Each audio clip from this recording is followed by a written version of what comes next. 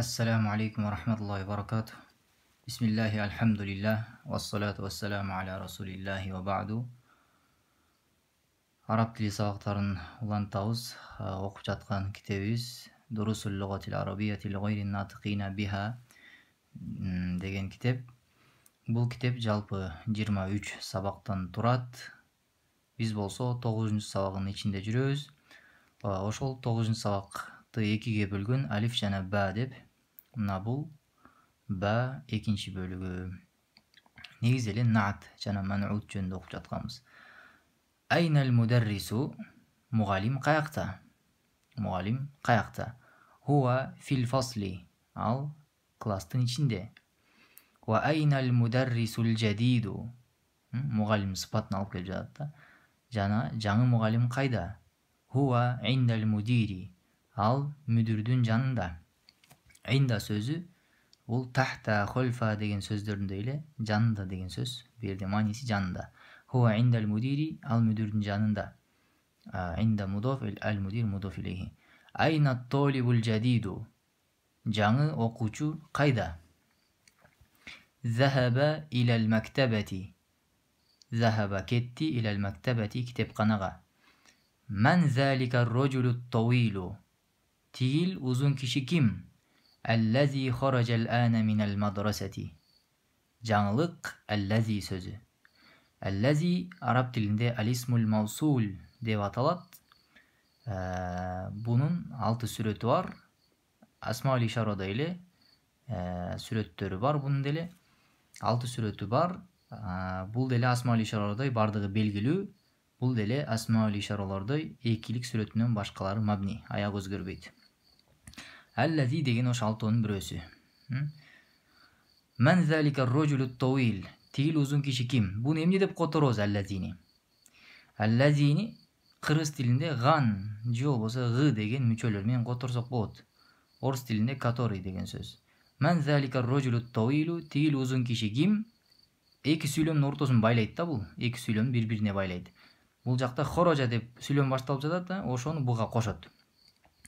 Бунусу жок которсок мындай болот туугандар. Ман залика рожулу тавилу, тигил узун киши ким? Хараджал ана минал мадраса, азыр мектептен чыкты. Мааниси жок, ошо чыкты дегенге буну кошсок эмне болот? Чыккан. Азыр мектептен чыккан тигил узун киши ким? Которгондо ушундай которобуз да, катарынан эле которуп кете берсек түшүнүксүз болуп калышы мүмкүн, түшүнүктүү кылып которобуз. Бул жагынан терип. Хуа ал мудирул жадиду, ал жаңы мүдүр. Уаман ал валаду согиру, жана кичине бала ким? Аллази хараджал ана минал фасли, хараджал ана минал фасли, азыр класстан чыккан, азыр класстан чыккан кичине бала ким? Хуа ибнул мудирил жадиди, улап окусак хуа ибнул мудирил жадиди, ал жаңы мүдүрдүн баласы. Берде хуа муптада ибн хобар. Ошол хобар эле өз алдынча да мудоф болуп кетип атат да. Кимдин баласы? Ал мудирдин баласы, мүдүрдүн баласы. Мүдүрдүн дагы сыпаты бар. Наат алып келебиз. Кандай мүдүрдүн баласы? Жаңы мүдүрдүн баласы. Лиман тилка сайяратул жамилату, лиман кимдики? Тилка сайярату, тигил машина. Тигил уна кандай уна? Ал жамила, тигил кооз уна кимдики? Хия лил мударрисил жадиди, хия лил мударриси, ал мударрис эмес, хия лил мудири, ал мүдүрдүкү дейт. Кандай мүдүр? Ал жадид, ал жаңы мүдүрдүкү. Лиман хазал китабул кабиру, бул чоң китеп кимдики? Ахуа лил мударриси, ал мугалимдики би? Ла хуа лит толибил жадиди, жок, ал жаңы окуучунуку. Берде ат-толиб сөзүндө алиф ламдын алифи кесилип кетет. Себеби алиф эки ламдын ортосунда келсе кесилип кетет. Айнал мил'акату сагирату, кичинекей кашык кайда? Хия фил куби, ал стакандын ичинде. Мына бул жакта турат. Айнал курсиюл максуру, сынык отургуч каякта? Al kursi bul жерде man'ud, al maksur na'at. Oturguç sıpattалган zat, сынык dese анын sıpatı. Huwa hunaka. Al тигил жакта. Kafты kesip koysak huna bul жерде. Hunaka tигил жакта. Tamarin könügülөр. Iqra vaktub. Oku jana jaz. At-tabibul jadidu fil mustashfa. Жаңы дарыгер ооруканада. Wat-tabibul qadimu жана эски дарыгер fil mustawsaf поликлиникада. Бейтапканада деп тоготорсок болот кыргызча. Ал мустawsaf деген кичинекей да, ооруканадай чоң болбойт. Каалаган адам, каалаган дарыгер өз алдынча ачып алса болот mustawsaf. Al qalamul maksuru, сынык калем. Alel maktabi, parta'nın üstünde. Al mirwahatul jadidatu fil gurfatil kabirati. Жаңы желдеткич, ventilator, fil gurfatil kabirati, çoğ bölmenin içinde. Bu жерде al mirwaha sözü mubtada. Fil gurfati dese habar. Желдеткич bölmenin içinde. Бирок желдеткичтин sıfatı da var, naat. Bölmөнүн да sıfatı naat бар да. Сүйлөмдүн маанисин күчөтүп жатат да, туугандар, түшүнүп жатасыздарбы? Al mirwahatul jadidatu. Жаңы желдеткич fil gurfatil kabirati, çoğ bölmenin içinde. Al lugatul arabiyyatu sehletun. Arap dili жеңил. Arap dili жеңил. Бул жерде al lugatu man'ud, al arabiyyatu naat. Sehletun dese сүйлөмдүн habары. Al valadu tawilu allazi kharaja min al faslil ana. Бул жерде бул сүйлөм al jumlatul ismiye ысым менен башталуучу сүйлөм деп аталат. Себеби al valad ысым менен башталып жатат. Демек ал сүйлөм эки нерседен куралат дегенбиз, мубтада хабардан. Мубтада гана, хабар гана. Мына мен сызып койгом. Al valadu mubtada, толибун десе анын хабары. Бала окуучу. Булар жайнаган нерселер, туугандар, кошумча. Алар жок деле сүйлөм болуп кала берет, бала окуучу. Бирок бунун маанисин күчөтүп жатат да азыр. Al valadu tawilu, узун бала. Allazi kharaja min al faslil ana. Азыр эле класстан чыккан. Азыр эле класстан чыккан узун бала. Толибун, окуучу. Кандай окуучу? Минал хинди. Индиядан болгон окуучу. Бул минал хинди эко кошулуп, харфу жар жана исм мажрур эко кошулуп, толибун сөзүнө наат болот да, сыпат болот. Кандай окуучу? Минал хинди, Индиядан болгон окуучу. Ана фил мадрасати санавияти. Мен экинчи баскычтагы мектептемин. Араб өлкөлөрүндө 3 бөлкө бөлүшөт мектепти өзү. Ал-иптидаи, ал-мутавассит, ас-санави деп. Al-ibtidai деген эң башында жаңы барган окуучу 6 жыл окуйт. Андан кийин al-mutawassит 3 жыл окуйт. Андан кийин эң акыркы ас-санавия да 3 жыл окуйт. Ошо эң акыркы бизче айтканда 10-11 класста. Ушуну окугандан соң каалаган кесибин тандап университеттерде окуса болот. Ошол al-мадрасат санавия деп аталат. Мен экинчи баскычта мектептемин. Захабар роджулул факиру. Кембагал киши барды илал вазири, вазирге. Жаласат толибул жадиду. Жаңы окуучу отурду хольфа хамидин, Хамидтин аркасына. Ас-сиккинул кабиру. Жаңы бычак хаддун. Курч, өткүр. Жиддан, абдан. Жаңы чоң бычак абдан курч. Ман хазал валаду согиру. Бул кичине бала ким? Хуа бунул мударрисил жадиди. Ал жаңы мугалимдин уулу. Экинчи көнүгү. Имла фил фароги фима яли бин на'тиллази байна каусайни бa'да tahliyatihi bi al inda al-luzum.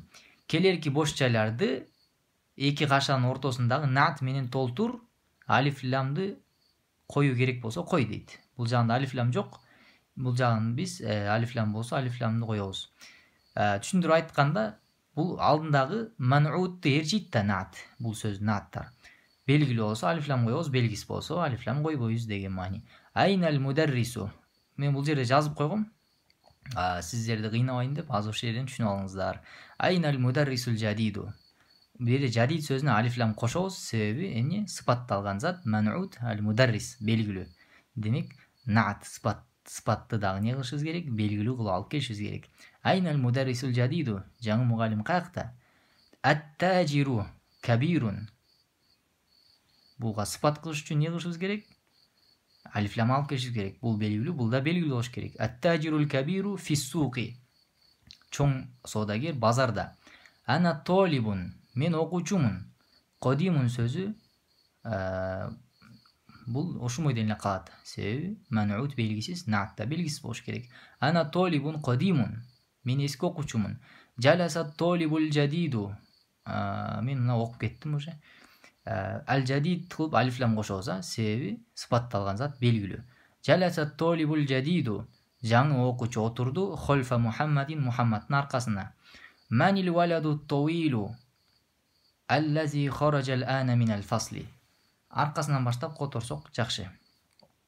Мына ат-тоил сөзүнө алиф лам коштук, себеби баланы сыпаттап жатабыз, анда белгилүү экен, анда белгилүү кылабыз. Азыр класстан чыккан узун бала ким? Аммарун валадун дейт. Аммар бала. Косир сөзүн балага сыпат кылышыбыз керек. Алиф ламы жок эле жазабыз, себеби бала да белгисиз. Аммарун валадун косирун. Аммар кыска бала. Файсолун тобибун. Эркектин аты. Файсол дарыгер. Кандай дарыгер? Эки кашанын ортосундагы сыпатты алып келебиз. Алиф лам коебузбу же койбойбузбу? Аны ээрчип жаткан затка карайбыз. Ээрчилип жаткан затка. Сыпатталган зат белгисиз болсо белгисиз кылабыз. Тобиб белгискен, демек шахирун белгисиз кылабыз. Файсолун тобибун шахирун. Файсол атактуу дарыгер. Лиман хаза сариру. Бул керебет кимдики? Максур сөзүн алып келишибиз керек, керебетке сыпат кылып. Демек алиф лам коебуз. Лиман хазал ас-сарирул максуру. Бул сынык керебет кимдики? Хаза қаламун. Бул калем. Максурунду калемге сыпат кылышыбыз керек да. Қаламун ман'ут, максурун наат. Демек белгисиз болуш керек. Хаза қаламун максурун. Бул сынык калем. Айна сиккину. Бычак каякта? Хаддун сөзүн бычакка сыпат кылышыбыз керек. Алиф лам менен коебуз, себеби бычак сөзү белгилүү. Айна сиккинул хадду. Курч бычак каякта? Лиман хази сайяроту. Бул уна кимдики? Жамилатунду ас-сайярого не кылышыбыз керек? Наат кылышыбыз керек, сыпат кылышыбыз керек. Демек ас-сайярода алиф лам бар экен, Жамилага дагы алиф лам коюшубуз керек. Лиман хази сайяротул жамилату. Бул кооз уна кимдики? Үчүнчү көнүгү икра. Оку. Жөн гана окуп кетебиз.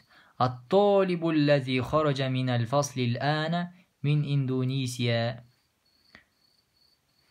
Азыр класстан чыккан окуучу мин Индонезия, Индонезиядан. Бу жерде ат-толиб сөзү муптада, мин Индонезия деген хабар. Окуучу Индонезиядан. Ортосундагыларсы кошумча кандай окуучу экенине сыпатта. Эскертүү туугандар, бул жерде аллази сөзү алдыңкы өзүнөн алдыңкы сөздөргө сыпат болуп жатат да, сыпат, наат болуп жатат. Аллази деген наат боло берет, бул дагы. Наат боло берет. Бирок өзүнөн кийин сөзсүз сүйлөм жүрүшү окшогон нерсе келиш керек да. Аллази деп эле токтотуп койсок, буда эч кандай маани жок. Эч кандай маани жок. Бул жерде ат-толиб ман'ут, аллази наат. Бирок ошого да улап алып келишибиз керек. Ат-толибул лази хаража ал-ана минал фасли мин Индонезия. Азыр класстан чыккан окуучу Индонезиядан. Ал-китаб, китеп. Кандай китеп? Аллази алал мактаби. Партанын үстүндөгү. Мына бул жерде г деген маани берет да, ган эмес. Партанын үстүндөгү китеп лил мударрис, мугалимдики. Лиман хазал қаламул жамилу. Бул кооз калем кимдики? Аллази алал мактаб. Партанын үстүндөгү бул кооз калем кимдики? Ал-байтул кабиру лази фи залика шари'i лил вазир. Бул жерде сүйлөм исмия, жумла исмия. Ал-байт мубтада, лил вазир хабар. Үй вазирдики. Кандай үй?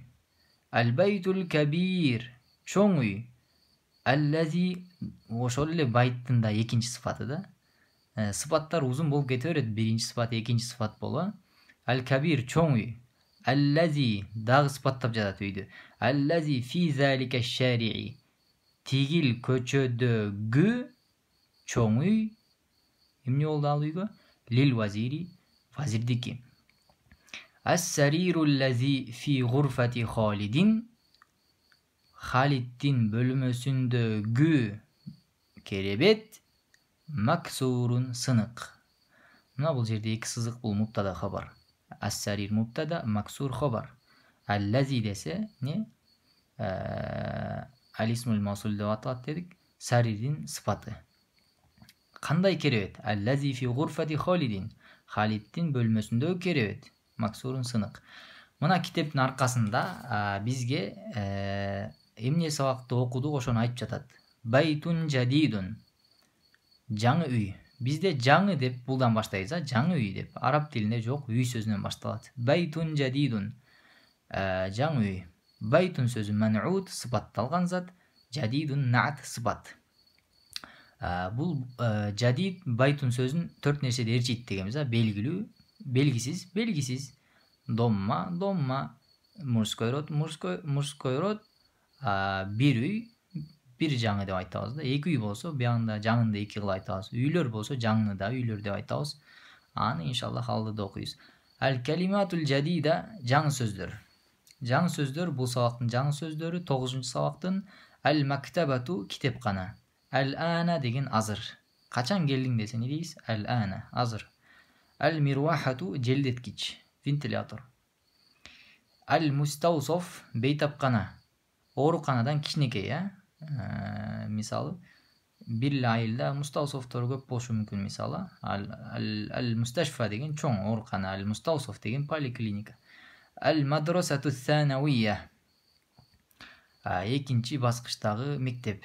Экинчи баскычтагы мектеп. Эң акыркысы да ушу аль-мадрасату санавия дегенде ушу мектептин акыркы баскычын окуп жатыптыр деп түшүнөбүз да. Ушуну окуп бүткөндөн соң 3 жыл окуйт арабтар. Ошо 3 жылдан кийин не кылат? Мектепти бүтөт, университетке өтөт. Аль-вазир деген вазир. Шахирун деген атактуу, же болбосо белгилүү, же болбосо дагы эмне деп айтабыз? Атактуу, белгилүү, таанымал, иншаллах. Бизде деле сөзгө бай экенбиз. Хаддун деген курч, же болбосо өткүр мааниси. Мына ушуну менен 9-чу сабагыбыз бүттү. Аллах субхана ва таала бардыгыбызга иштерибизде жеңилдик берсин. Wallahu a'lam wa sallallahu wa sallama ala nabiyyina Muhammadin wa ala alihi wa ashabihi ajma'in.